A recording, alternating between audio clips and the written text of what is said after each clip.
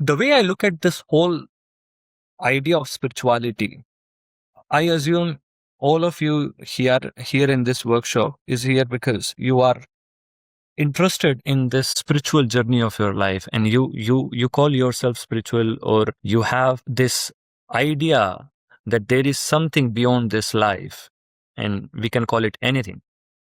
Now, if having this strong urge to find out who am I, what what I am doing on this planet, why am I here, why I was born in this family, what I'm doing in this workshop, why I'm doing this job, why I have to do whatever I am doing, what is happening on this planet. If all these questions you have been carrying with yourself, this is, in my understanding, is spiritual journey to find out. Because when you dissect the word spirituality, essentially it is nothing but the study of your own self. So you have this burning question, who am I?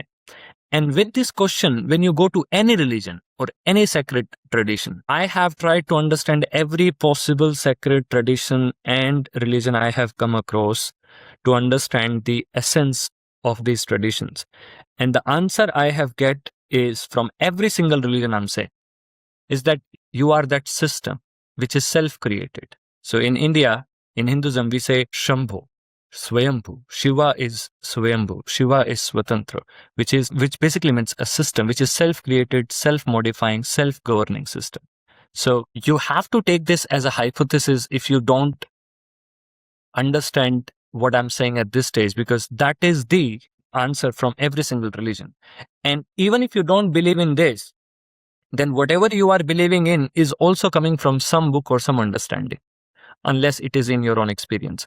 So just from intellect point of view, if you have to answer who am I, the answer comes from every single religion and framework is that you are the consciousness which is self-created, which is self-modifying, which is self-governing.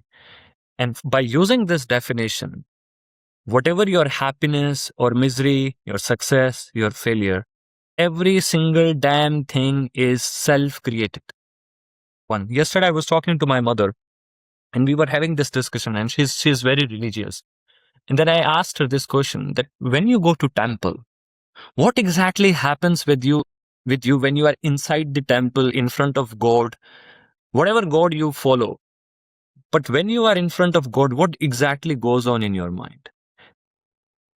What's your thought process when you're looking at deity, when you're looking at that object? And she was like, I go there, I feel good. And I feel like there is someone who will take care of me. Now, this is where the whole differentiator comes in.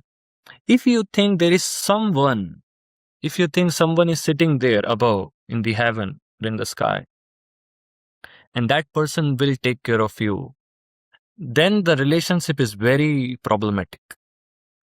But if you switch the question and you ask, rather than who is God, and the question is what is God, then everything shifts from there. Now, in my understanding, if you really understand what is God, and you go to a temple and you realize that God is everywhere, God is in every particle, God has made the whole world, so God exists in everything. So God exists in me, God exists in tree, God exists in every animal, God exists in every human. So if you go to a temple and you remind yourself with this idea that God is everywhere, God is in every human, God is in every being, the moment you come out of temple, you are supposed to see the God in every single person. And when you do that, what happens within you? So when you worship God, what God does, what Lord does with you, God blesses you. And worship is what? Worship is simply means worthship. That means recognizing the worth. So when you recognize that God is in every single human, what happens? The God blesses you.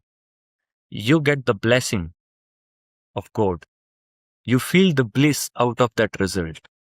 Now, why I'm spending so much time only on this idea that you are the consciousness, you are the fragment of that God, but you have forgotten and now you are on that journey. Why? Because See, we have given so much importance to the idea of God, going to temple, all those, whatever we call in our own language. But how much introspection we really do there? And once we do that, things starts unfolding in a way that everything starts appearing perfect for you, that wherever I am in this my life, I am supposed to be, right? So just hold on this idea that ultimately you are the consciousness which is self-created, self-modifying, self-governing, and here in this human body. And we will use this idea and assumption. Now, why I'm calling it idea or assumption at this stage? Because if you have done little bit mathematics in your school, and if you have a problem to solve, which is like now you have to solve left hand side equal to right hand side with the problem, you start with this assumption that assume the value of x is so and so, and you start with that postulation or assumption, and by using that you come to a conclusion, you come to a result where you prove it and you get the full marks. I'm doing exactly the same thing, that just use this postulation, use this assumption that ultimately you are that consciousness, you are that system which is self created and self governing.